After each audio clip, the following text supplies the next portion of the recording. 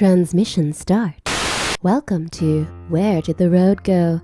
Join us as we wander off the path and explore lost history, consciousness, the paranormal, unexplained mysteries, alternative thought, and much more. We are present on the web at wheredidtheroadgo.com. Now here is your host, Soraya. And welcome to this edition of Where Did the Road Go?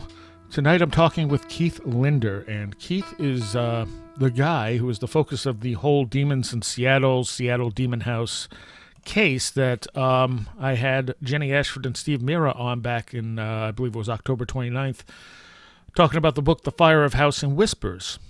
This is the Keith from that book, the owner of the house, and he initially this was going to be a live interview. Instead, we decided to do it pre-recorded because I realized it was probably going to be two parts, and it is. This is a two-part interview. If you're a Patreon, you will get the second part right away. Everyone else will get the second part next week. This is interesting in so many ways. His experiences are very unique.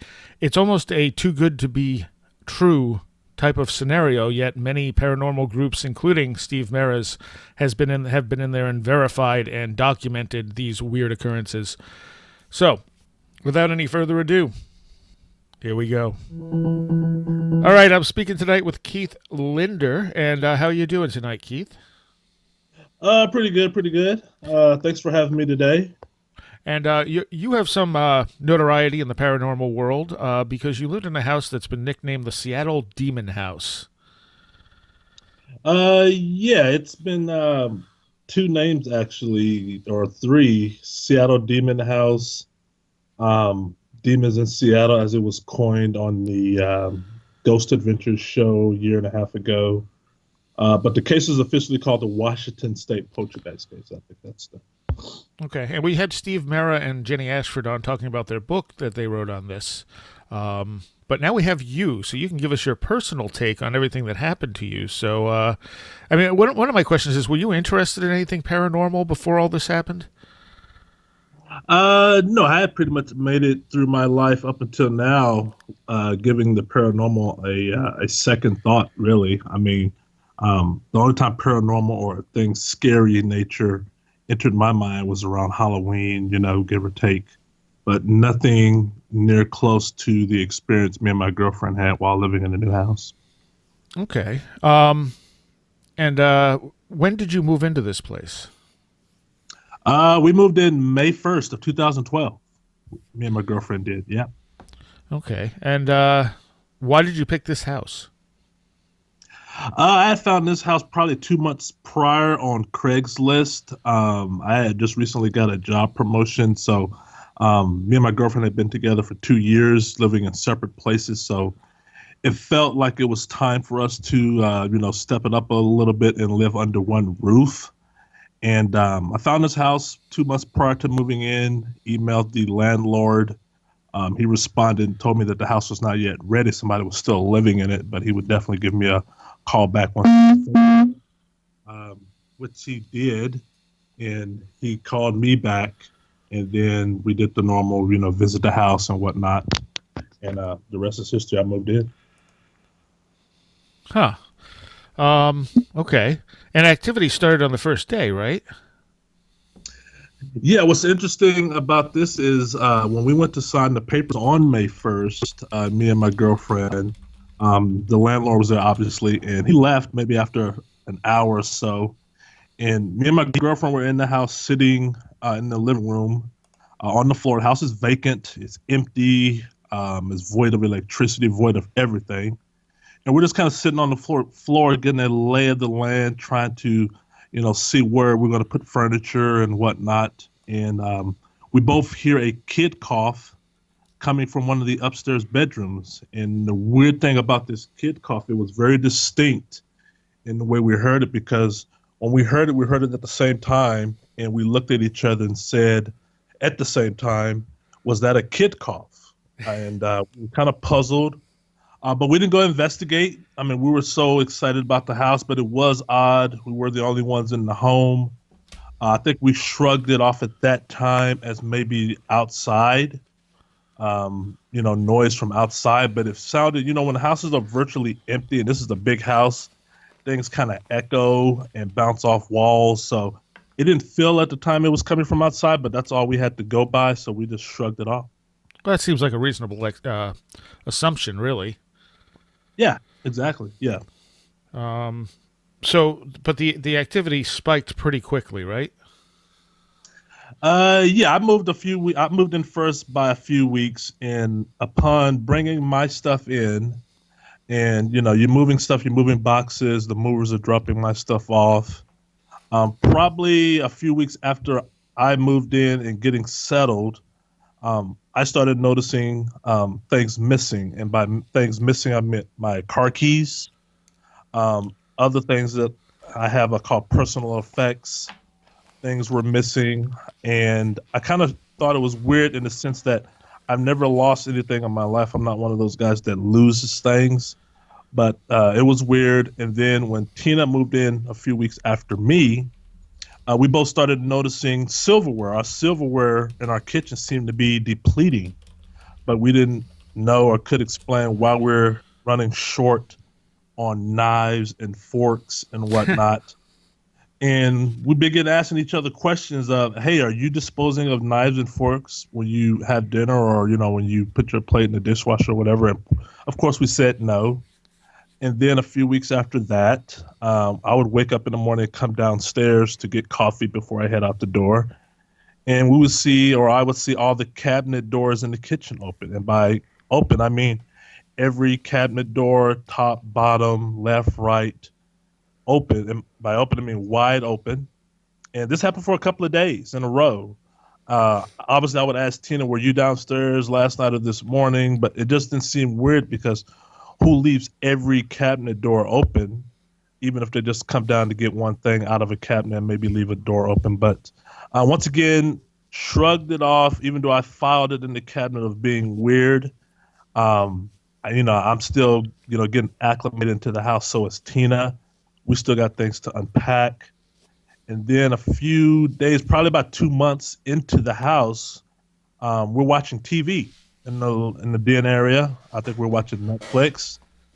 And Tina has a plant that she has by the entertainment center right next to the TV. It's about 4 feet tall. I think it's an ivory. And we're watching TV when all of a sudden this plant levitates or darts up into the air, maybe, I don't know, 4 inches off the ground, and does a 360 spin very fast and kills over, just falls over.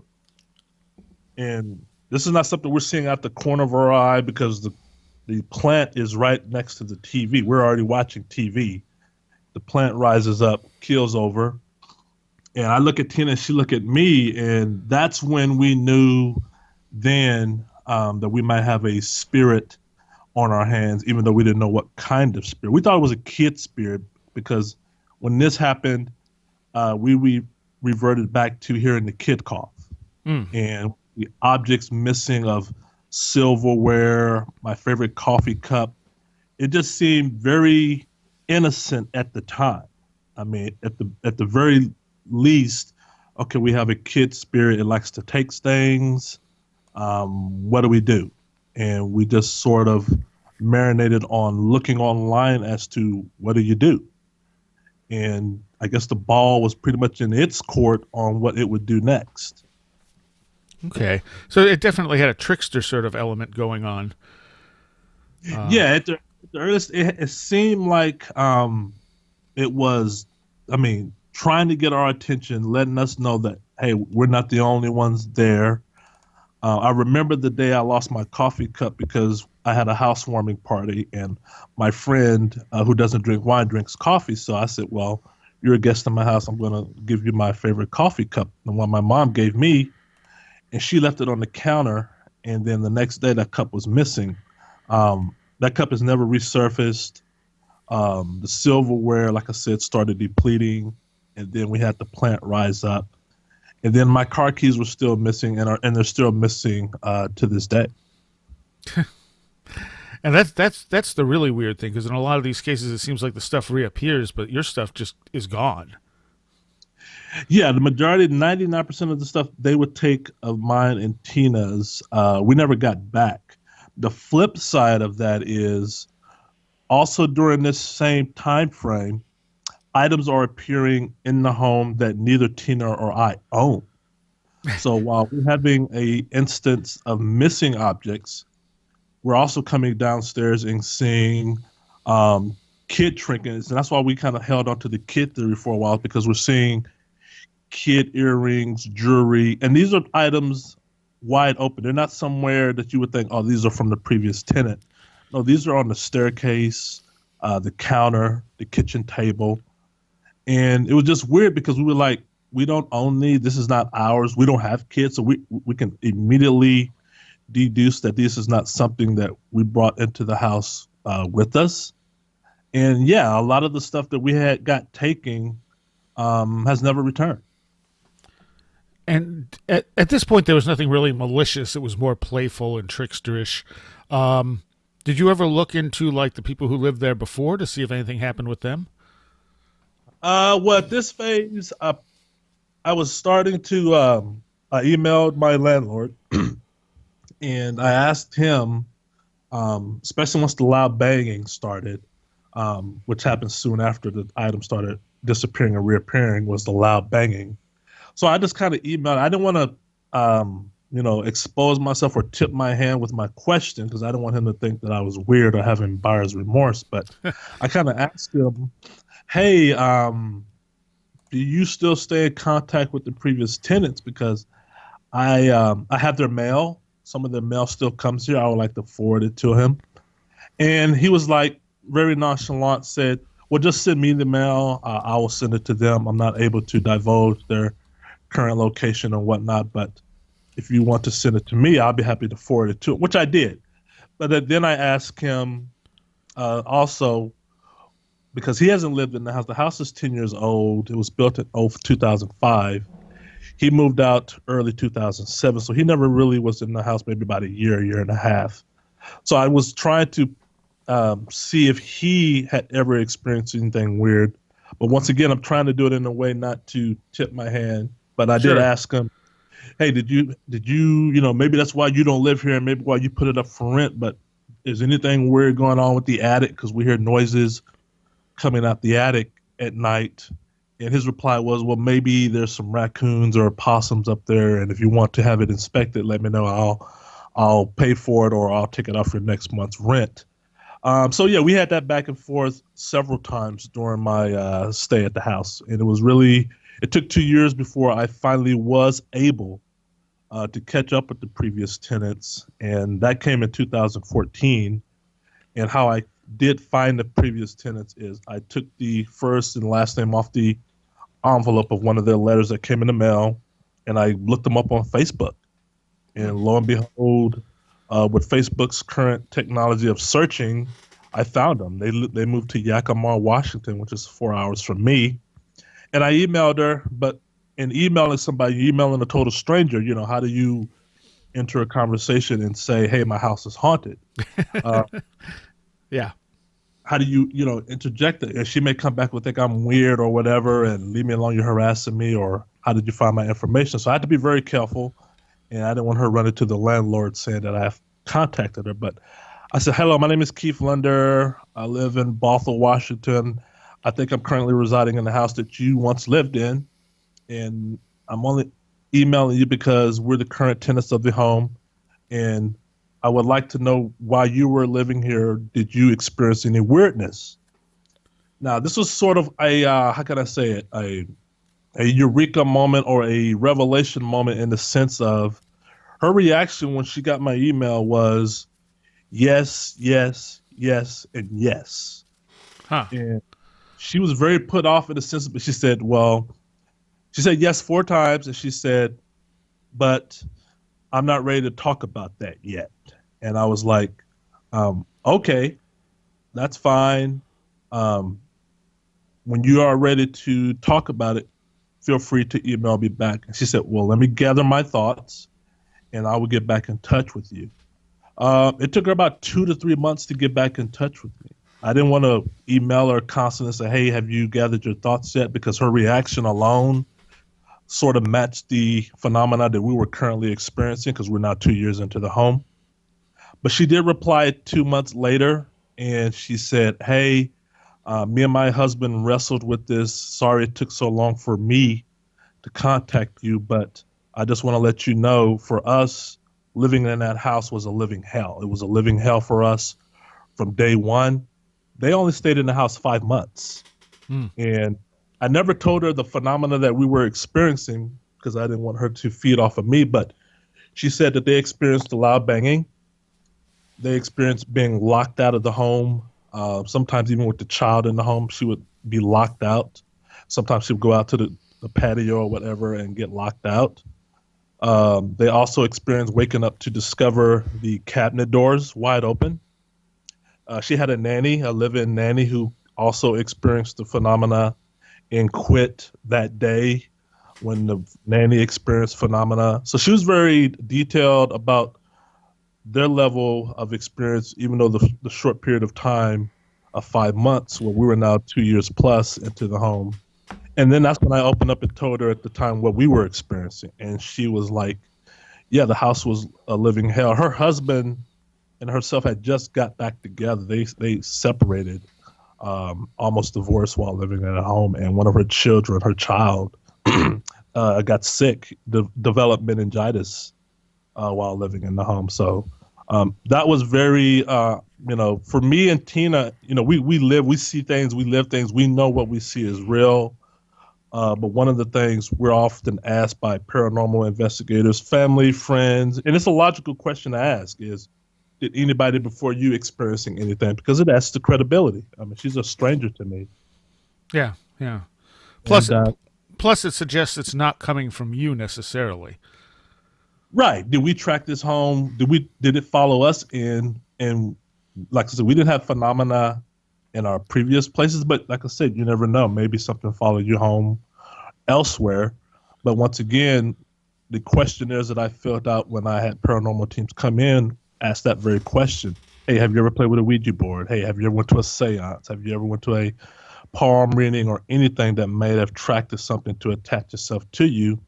And lo and behold, followed you home. So I checked those categories, no, no, no, and no, and no. But finally, with the revelation of a previous tenant, that made us think, okay, it's the house, and more specifically, it must be the land or the area around the house. Now, have any of your neighbors experienced anything at the time? Steve and Dawn talked to the neighbors on both sides, and I had talked to them many times before. They've not experienced anything phenomena-wise in their own homes. They will say that the animals, they have pets.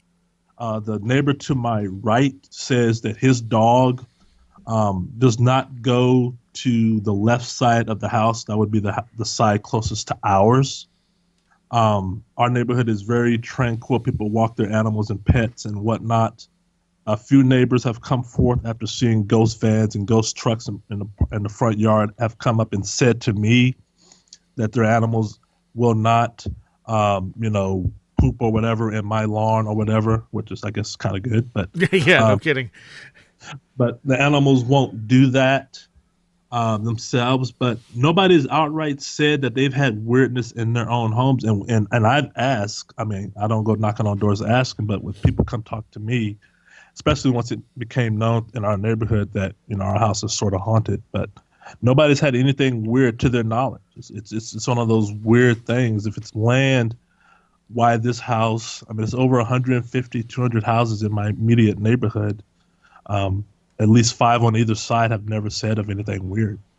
Yeah, and that makes it even stranger to me. I mean, you figure most poltergeist cases seem to be focused around a person, and usually a younger person.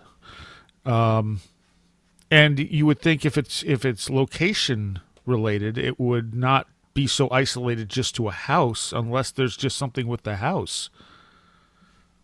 Yeah, I mean, in the house by appearance alone, I mean, it's a tract home neighborhood. All the houses, every other house looks identical to each other. But it's interesting in the sense of, and Steve and Dawn talked about this while here, and they found a lot of evidence that sort of put this case in the category of It's got elements of poltergeist. It's got elements of intelligent haunting. It's got elements of residual. It's got elements of demonic. It's weird in the sense of you go down one rabbit hole, and then all of a sudden, lo and behold, evidence pops up that makes you have to go, almost abandon that theory and go to another rabbit hole because it's different areas that they've uncovered and other teams uncovered that sort of makes this case unique and weird. Okay. Did you hear a beep just then? Yeah, that was my laptop. I'm putting it on mute now. Okay. All right. Yeah. Okay. Now, are you a religious person? Were you when you moved into this house? I'm originally from Texas. I was raised Southern Baptist, probably sung in the choir up until I was age 11. But, I lean more towards spiritual than, I guess, organized religion. Of course, I have a firm belief in God and whatnot and try to follow the golden rule. But I wasn't overly religious, even though I will say that kind of helped me get through this whole ordeal. But no, I never wore my religion on my sleeve. It was just, just being basic. But Okay. So what was the next set of phenomena that started occurring?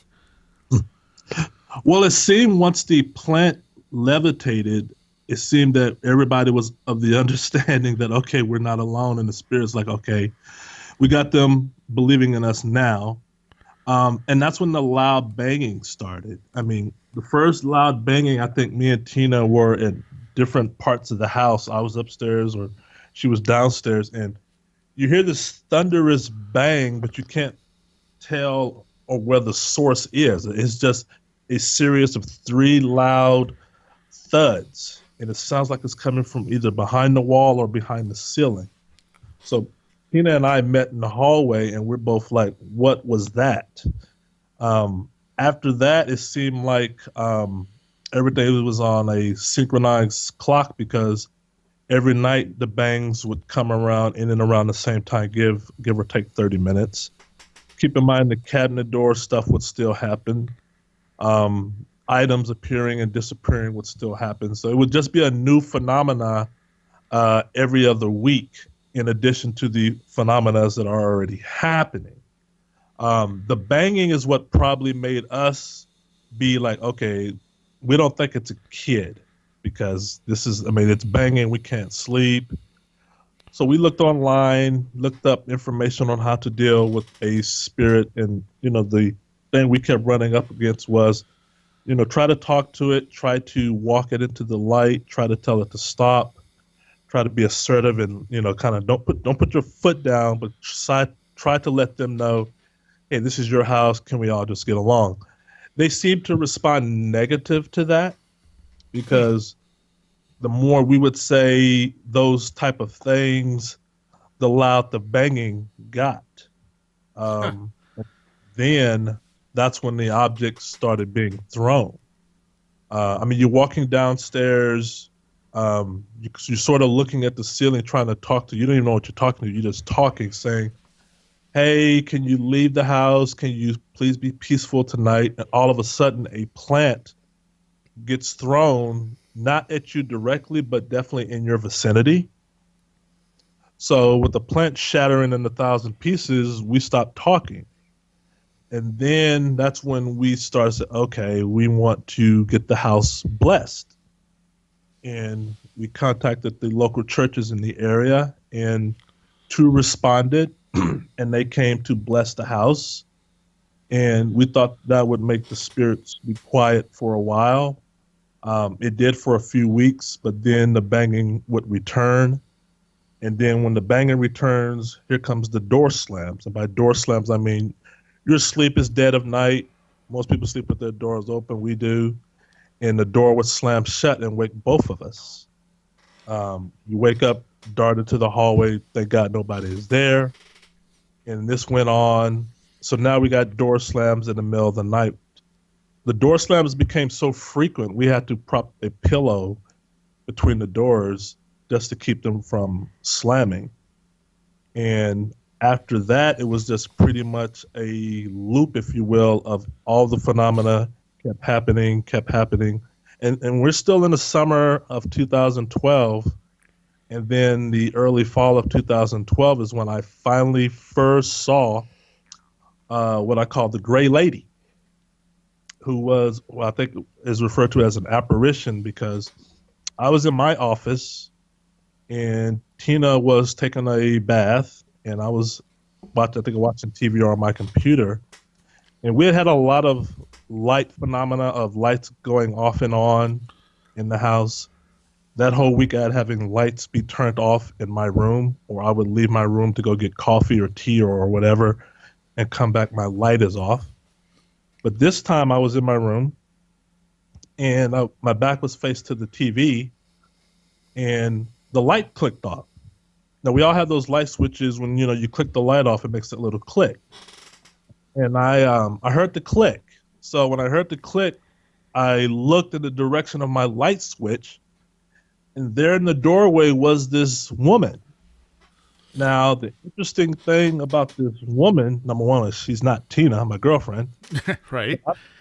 But I don't know that yet. I'm seeing a woman there, but my eyes and my brains have not yet finished talking to each other. They're still trying to make heads or tails. But this lady that I saw was 100% gray. She was gray. She was the color of a egg carton. Those 24 2 dozen egg cartons. That gray matte color, and she was matte textured. But she was standing in my doorway, and when I saw her, she was standing sideways, and she was trying to dart, or looks like try to negotiate herself to go through the door of the washroom, which is right outside my office. But she couldn't negotiate it, and then she darted off around the corner in the hallway. I just get up instinctively because the light switch goes off. I'm in the dark. The hallway light is on. I see what appears to be a woman dart around the corner. I give chase. I walk out of my room and walk into the hallway and turn the corner. And of course, this person that I saw in my doorway, they're gone. But I'm walking so fast, I see my bedroom door and I walk right into my bedroom door because I'm thinking, hey, Tina, was that you that turned off the light? Are you playing a joke on me? And when I walked into the bedroom, I didn't see Tina shoulder deep in bubble bath. So I knew it wasn't her.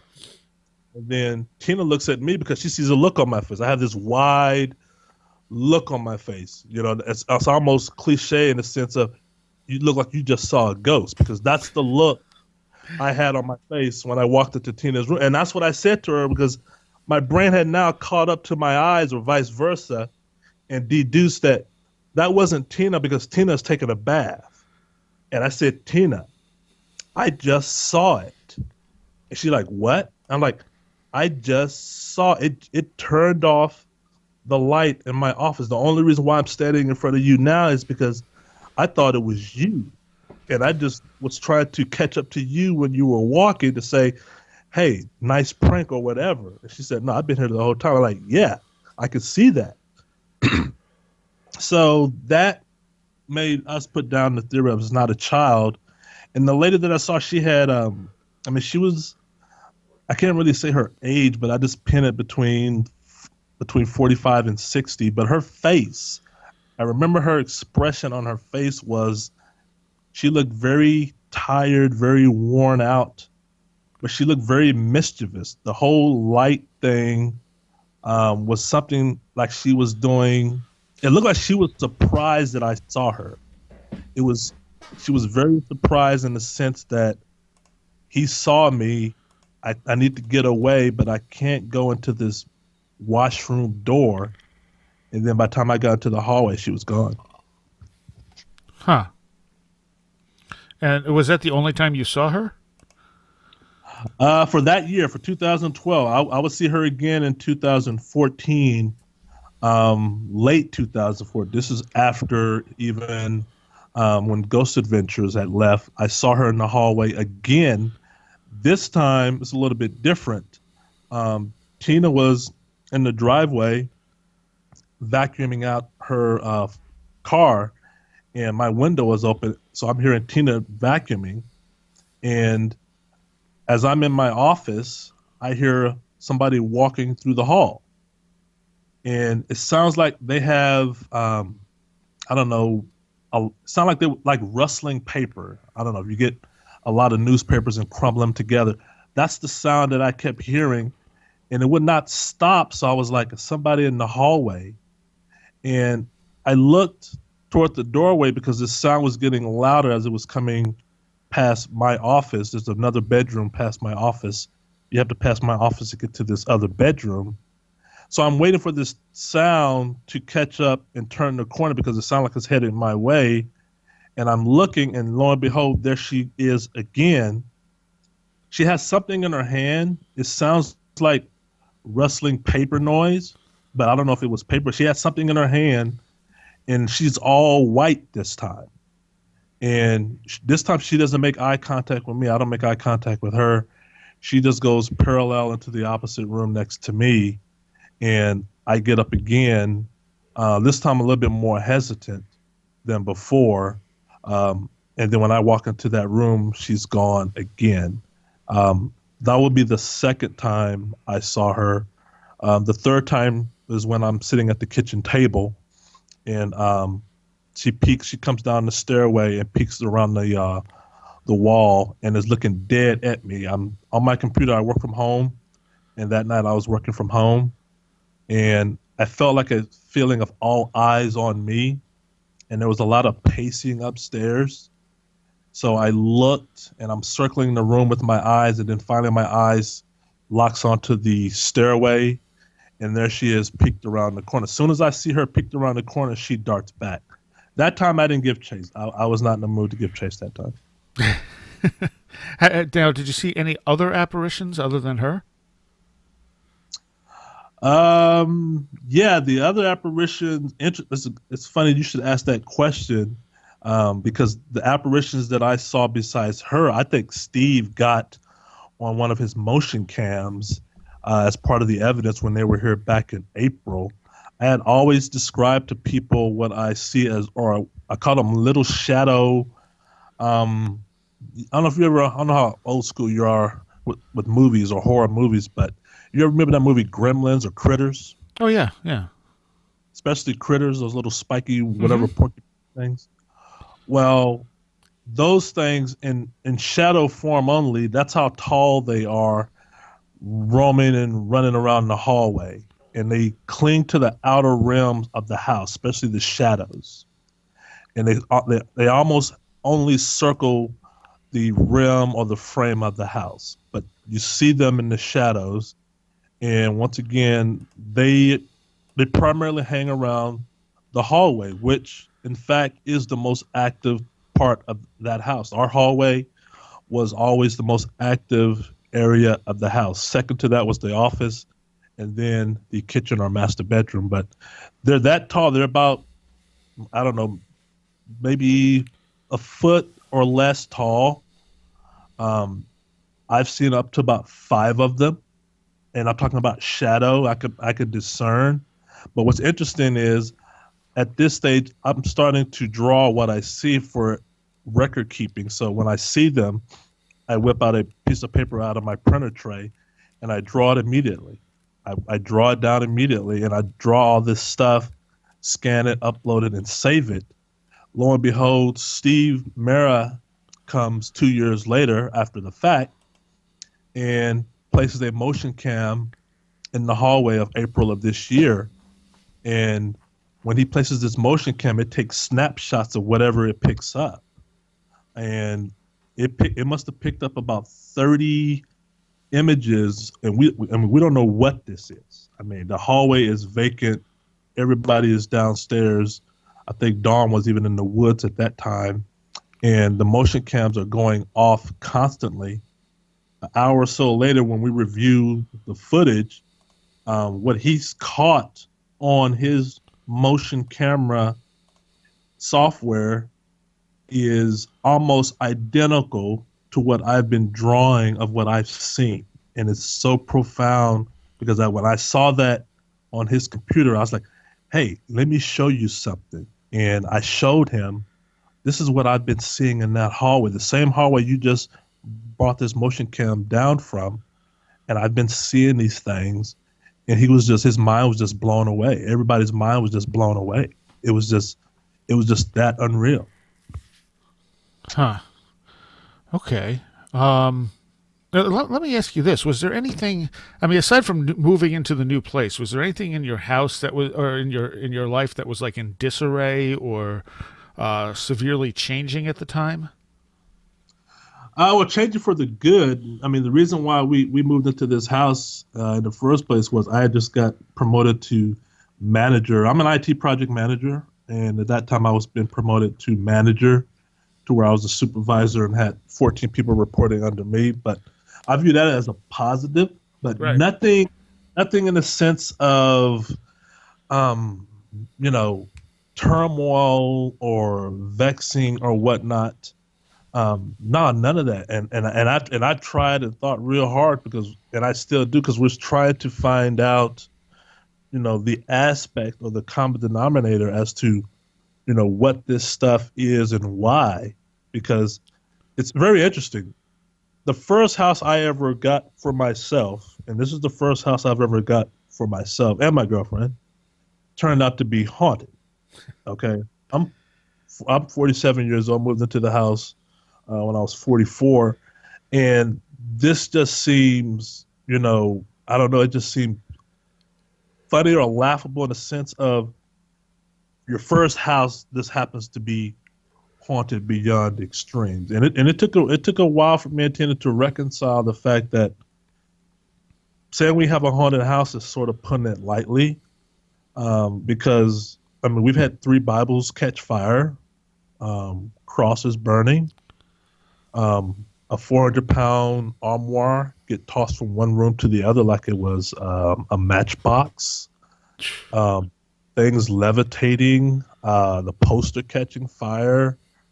We think I was pushed downstairs, which tore my right patella tendon. I was laid up for um, 2.5 months during my recovery of after having knee surgery to reattach my kneecap. Oh, It is interesting though because as much activity as we've had, the activity did die down for the entire 2013 year. By the time we was gaining traction on trying to get help to come into the house in late 2012, the activity just abruptly stopped, you know? And that was probably the same time we was probably getting ready to tell the landlord, hey, we're kind of get out of here. But it abruptly stopped, and all of 2013 was quiet to a degree of, okay, we think we've dodged a bullet. Maybe they left or grew tired. But will tell you one thing. I fell and tore my knee January 2nd of 2014. The activity came back with a vengeance in March of 2014. When I was bedridden for those 2 months, I was restricted up to upstairs because I was in a knee brace and had surgery. No way was I going down those stairs again while Tina wasn't away. But when I was at home all day, I started to hear those noises that I heard in 2012. And the activity came back one Sunday morning in March of 2014. And I think my injury and me being home majority of the time gave rise somehow, I don't know, I just feel that somehow that gave rise to the activity returning, because the only thing I'm doing is being laid up, and Tina's being my caregiver, but I can't move. I'm on crutches. And then one day in March, the credenza or the armoire is what gets tossed in the hallway while we're sleeping. And once that got done, the phenomena or the activity came back, and they don't return or go back to the, oh, let's open up some cabinet doors, or oh, let's do some thuds or whatever. No, they resume where they left off, and that's 2014 will forever. I mean, that's the activity spiked to such a degree that all the dangerous phenomena that we had and witnessed took place in 2014. Okay. Now, when did the Bible thing start happening? The first Bible, the first Bible, interesting, and I guess this is one item that they took and gave back. The first Bible went missing late summer of 2012. Um, as we are trying to, troubleshoot or do proactive steps, one of the recommended things from friends and family was, well, put a Bible out somewhere in the house and read from it every night. So we would do Psalms or Proverbs. Well, Tina was out of town the day I decided to, number one, sage the house for the first time and put a Bible out. And I came downstairs and put a Bible on one of the lamp tables in the living room, and I went to bed. The next morning I woke up, that Bible was gone. Tina was out of town. It was just me. I think I called her that morning and said, "Hey, I just put a Bible on the table before I went to bed, and it's missing." That Bible returned or stayed missing for about a year and a half.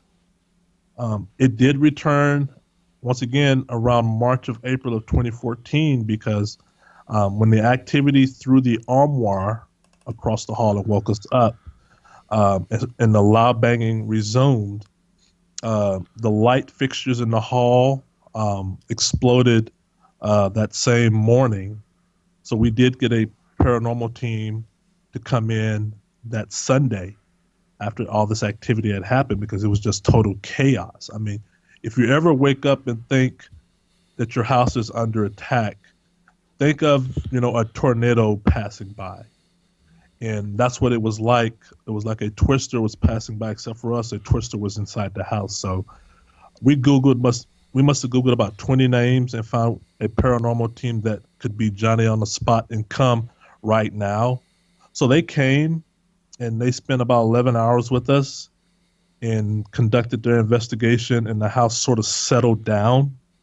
But we went to bed as soon as they left. We were exhausted. And then about 1:30 something that morning or that night, the fire alarm goes off. And it's one of those fire alarms that if it goes off in one room, it's going to trigger every alarm in the house. Right. The fire alarm in the hallway went off. Our door was closed based on the activity we had had the night before. We slept with the door closed. But when I opened the door, because now we have a fire alarm, and we were in such a panic. It's pitch black. I opened the double door of our bedroom, and there on the floor in the hallway, right in front of the door, is a book, and it's on fire. I mean, there are flames.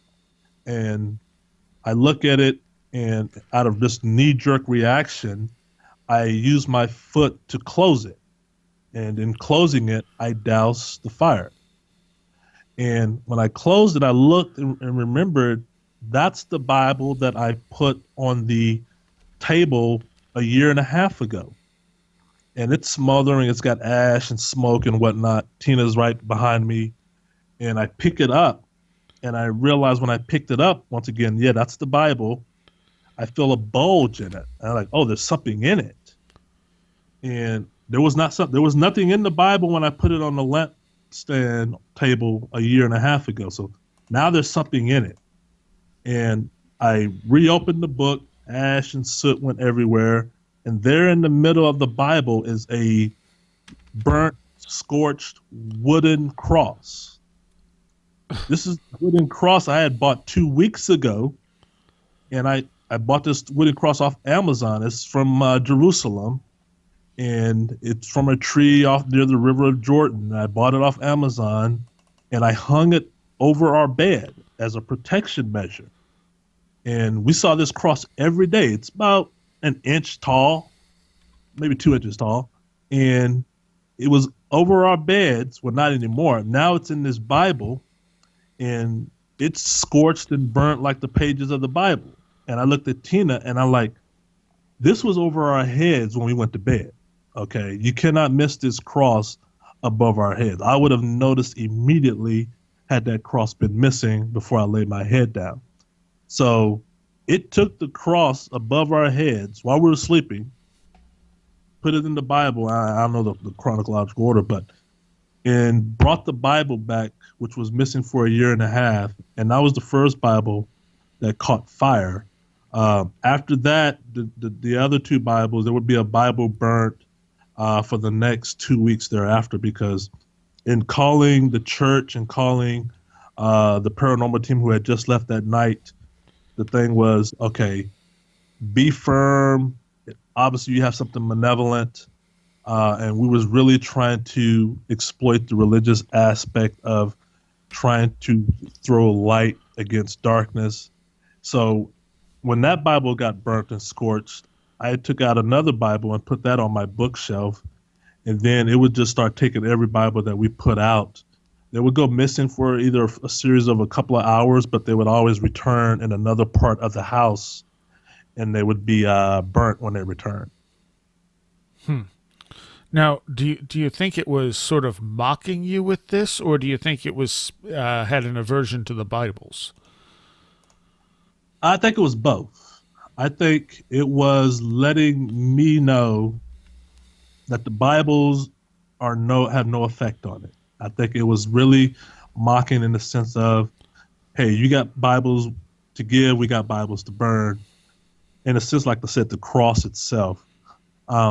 When it started burning the Bibles and then started writing the 666 on the office wall, I pretty much believe it was mocking, because then it started drawing upside down crosses on the floor and drawing upside down crosses on the wall. And keep in mind, when we see this, there's two reactions that me and Tina always have. When you walk into a house after 8 hours of work day and you walk into a room and it's totally upside down, it's trashed. The thing that gets you the most out of the things being trashed is the writing on the walls. So you see an upside down cross and you see 666, and society wise, our reaction is, okay, this is horrible. This is demonic. This is frightening. We got to get 10 priests in here right now. So we're on the phones. Going back to look at it, I feel that those things, from its point of view, was done in a sense to get a rise out of us, or a panic, if you will, to where we overcompensated. Because when it would do those things, we would put on, we would come back with it with more religious objects times 10. We start bringing in the holy water. We start saging 4 times a day instead of 2. Instead of 1 Bible, we brought 2 Bibles. Instead of candles, we bought 5 candles. And the more we bought, the more it would react to everything that we brought in. It was really, I guess, a turn of the tide, if you will. And that took a year and a half for that tide to turn, but it still turned, is when we stopped being more reactionary. Because every time that we tried to react and maybe overcompensate, it would throw it back in our face. The one of the videos, you had sent me a few videos here. One of them was a paranormal team trying to get it.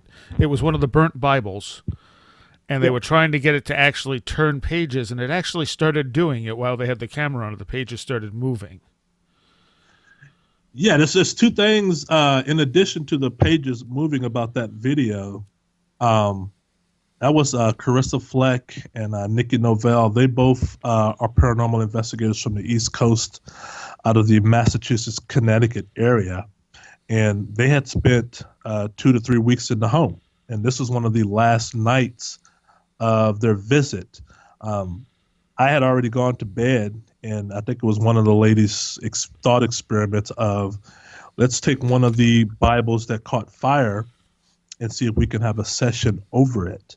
And yeah, you're right. It does appear to be that the pages are in fact moving as they are asking whoever's there, hey, can you move the pages? And it does seem to coincide with the pages moving as they're asking for it to do so. What's also interesting about that video that we found maybe a few days later is you can actually hear the spirit talking to them. I put the timestamps there. Yeah. If you for a person to wear headphones, you would actually hear the spirits talk back to Nikki and Carissa, and I don't know about memory, but they're saying something to the effect of, "We're trying to," or "Can you help us?" or "Yeah, we could turn some pages." And also, as you notice, as the video progresses, you hear the pops and pings and a subtle bang happening in different parts of the house. I tell people because we live there and I know house noise and I know the noise that the spirits make. Every time there was either subtle or abrupt phenomena, the environment of the house would change. You would either hear walls popping or pinging or crackling.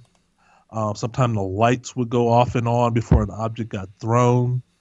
Sometimes things, it would always be something in the atmosphere that you can sense, and then the phenomena itself would happening. So it seems the phenomena of the noises is coinciding with them turning the pages. Maybe they're using energy from the house.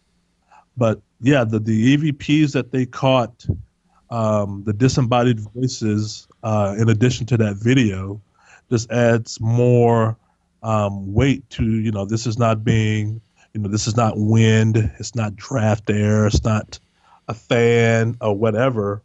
But no, it's just very interesting. Now, aside from the knee injury, how did this affect your work life? I would probably just say there's two blessings out of this whole deal that kind of helped me and Tina get through this. One being my work, my place of employment. Seattle, I'm in IT, but the company I work for, pretty much majority of companies in the Pacific Northwest that are IT related, they're very liberal with, like I said, time away or work from home, great health benefits. It was never a worry or stress of, hey, this is going to cost me my job. This is going to interfere with my living or my cost of living or anything like that. Because when I hurt my knee, yeah, I was laid up for 2 weeks, but I was able to take time off to heal without so much as a hiccup with my employer.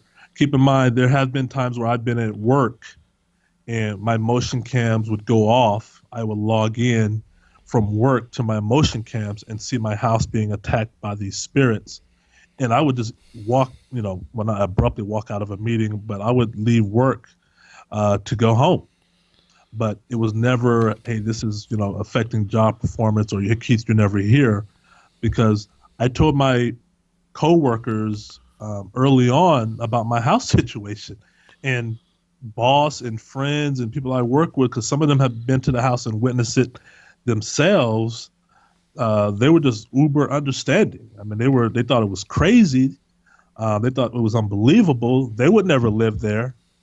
But you have to understand, when you're at work and all of a sudden your inbox fills up with 20 emails and each email says motion detected in a living room or bedroom, and then technology allows you to have the ability to remote in real time, and you look and you see your house not the way it was when you left maybe 20 minutes ago. There's been times where I've been at the red light and I get emails coming through my cell phone of the house motion detected. Me and Tina have sometimes got so many emails, we would log in. She would be at her job, I would be at my job, and log in together. And if anybody wants to hear those, because those are on my channel, you can hear the house being attacked. It was real time then when we recorded it, but when you listen to it on my channel, that's how we heard it the first time we're hearing it. You're hearing large furniture movement in the hallway, in the bedroom. And what's interesting about this phenomena is I have cameras in every room. The motion or sound cam is going off. The sound cam is going off in the hallway. Well, the sound is so loud, you should be able to hear this sound in the room next to it. I mean, that's just how sound works. Right. I would log in to the room next to the hallway with a different camera, total silence. Okay? Total Wow. silence. and they're the same camera, they're the same motion, they're the same sound detection. Then I would pivot back to the camera in the hallway and hear the noise, and I would have Tina listen. I'm like, "Did you hear the noise that I just heard?" Because one of us has to listen to the hallway, one has to listen to the bedroom. And if I hear the hallway, I'm going to say, "I heard it." And she's like, "I'm listening." And I said, "Did you hear that?" And it's loud. This is not something like a subtle tap. This is loud. It's triggering the sound alarm. And she's like, "I don't hear nothing." And then we would switch. And that's the thing that was so nuts about it is sound, noise, bangs. I mean, it blew Steve and Don's mind while they were here. I mean, they got a gist of it the 2 weeks that they stayed here, and they were dumbfounded. I mean, it was just weird. It's very weird that one's picking it up and one's not. Do you think maybe they weren't physical noises, that they were being impressed onto the camera somehow? I think that yes and no. I think it's part of that because we sometimes, me and Tina, we would be in the kitchen or the bedroom, and you hear a loud crash. There's a loud crash in the room that you're in, okay? And the sound sounds like something hit a wall and shattered in 1,000 pieces, okay? So you jump out of bed and you're looking, what was that? And you look around the room, nothing whatsoever.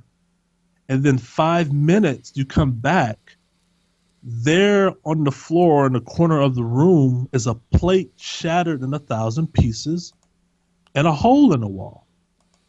And it's almost as if the phenomena happened before the sound, or the sound happened before the phenomena. And that would happen a lot because we would have objects thrown in the home. Sometimes you'll see them thrown and they make a noise. Sometimes you hear a noise and you go chasing the noise down and you can't find that noise. And sometimes you go searching for the noise and come back or revisit that area later and you found broken bottles, a broken vase, broken candles. And you're like, this is what I heard 5 or 10 minutes ago, but now the objects are here. So it sounds like there's a way to, I don't know, it sounds like you said, transporting noises on equipment, but also on the human ear, or, it opens up a lot of can of worms of, because I've seen things go through walls. I've seen things teleport and passport or whatever that terminology is. So it's a lot of different variables at play. And we're a witness to all this. And when you try to write it down, take notes, and tell people, you just play it over and over of saying, "No, I had a cologne bottle be thrown at me, and it goes past my peripheral, but when I look around and look for it, I can't find it." Huh. Okay, I can't find it. Me and Tina must have tore a room up one day looking for that cologne bottle, and then 30 minutes later, there's the cologne bottle in the middle of the floor. The middle. It's like they throw it, they let it hit whatever it hits, and they take it back. They're able to take it back on a dime and then reintroduce it once you give up your search. It's like, okay, well, now let's reintroduce. And you're going to like this because this kind of lends itself to that concept, because one day I was going to the mailbox. Our neighborhood is where the mailbox is half a block away. So I was walking to my mailbox and I picked up the mail, and I'm going back into the house, going upstairs, and I leave Tina's mail on the kitchen table. I take mail meant for me to my office. So I walk all the way up to the office and I sit my mail on my keyboard. Okay. And this is a 2-story house, so I'm upstairs. I sit my mail on my keyboard, turn back around, and I must have been thirsty because I was going back downstairs for a cup of water or something.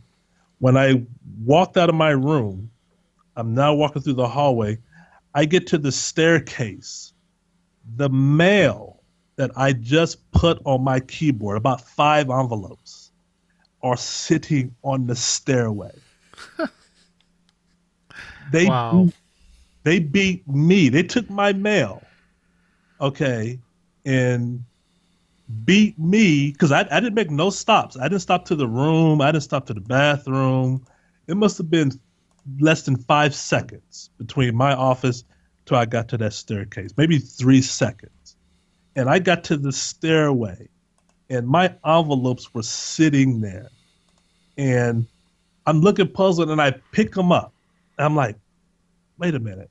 And you're gonna have to do that rationale thing. Well, I picked the letters up, turned right back around, and went back to my office. I'm like, please tell me my envelopes are still there. Please tell me they're still sitting on the keyboard. Let me just walk in there. I don't know what I'm holding in my hand, but please. And then my other brain is telling me, please don't let these envelopes disappear in my hand by the time I walk into my office.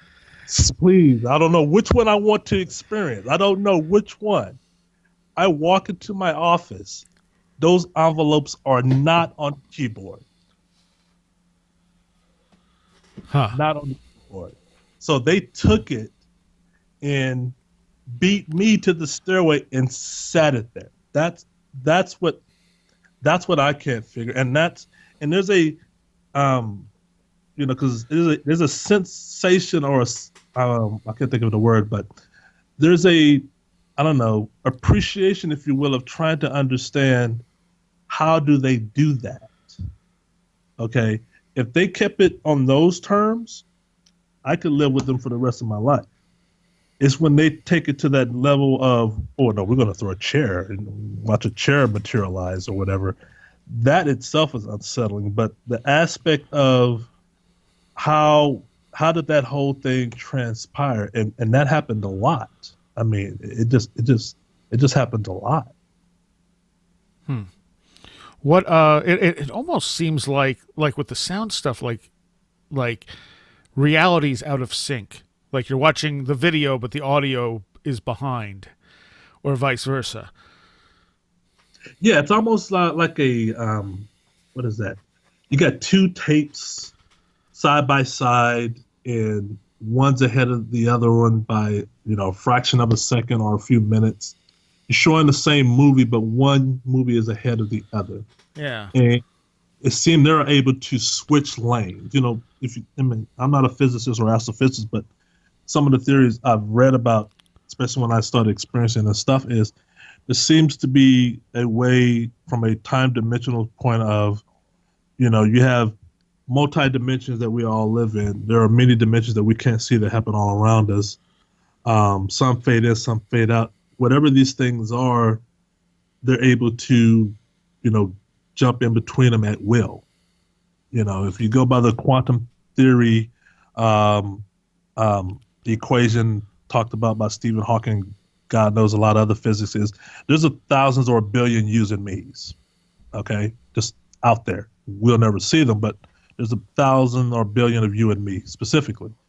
And there's so infinite amount of you and me's out there that each scenario has the possibility of being real in its own universe.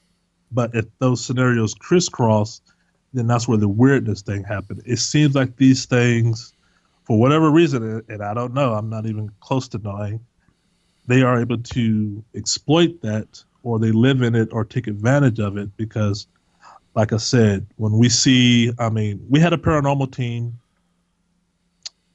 in our house, and a stepladder appeared between all of it.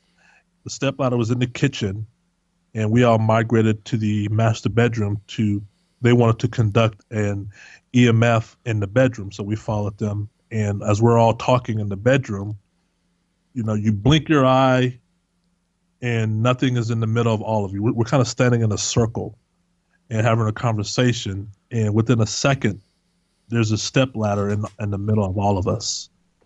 And everybody noticed the stepladder in between everybody at the same time because everybody remembered the stepladder was downstairs.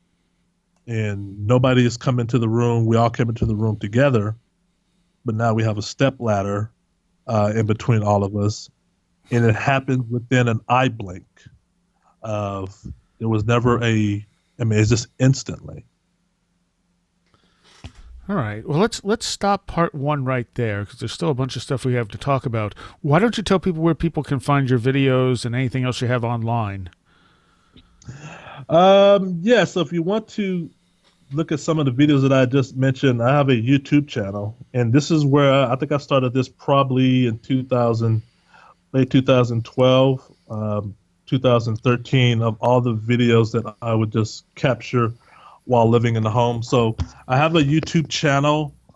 Just Google Keith space L or Keith.Linder. I'll send you the URL in the email, and then they can get it that way. But also on Facebook, Washington State Poltergeist Case.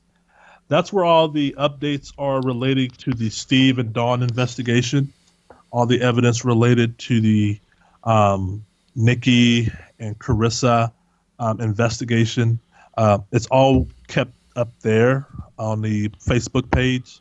So those updates are I pretty much put something up there when things present themselves. But for video, for review, some videos are 3 minutes long, some videos are 10 minutes long, some are hours, some are 8 hours long. Wow. The individual could take it upon themselves to review which video. I don't edit my videos. I don't, I'm not trying to be a subject matter expert in the Adobe Pro and all these things. So they're pretty much outside of the narrative of what you're looking at.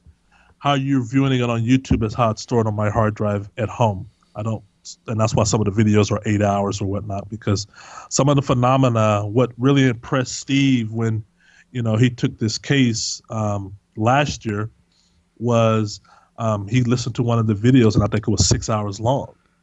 Well, the phenomena doesn't happen until about 4 hours in the video. Yeah.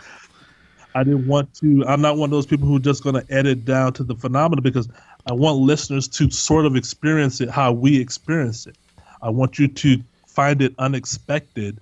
I don't put the timestamp on when the bang is going to happen, because when we heard the bang, we didn't know when it was going to happen. I don't want you, because when you hit play and then the bang happens within 20 seconds, that's not really, to me, educating the listener on our experience. Because when you're multitasking, and you should multitask if you're going to watch an 8-hour video, and maybe watch it in parts and spurts. But when that bang happens, you're probably going to be multitasking. You're probably going to be sending an email or getting a refill of coffee, and that bang is going to happen.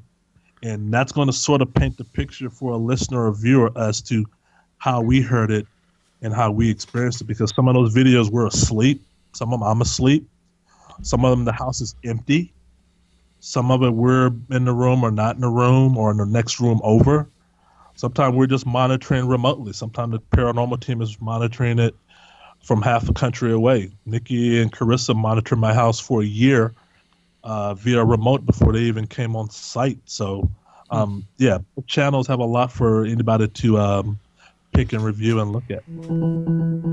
All right. And as I said, if you're a Patreon, you'll get part 2 right away.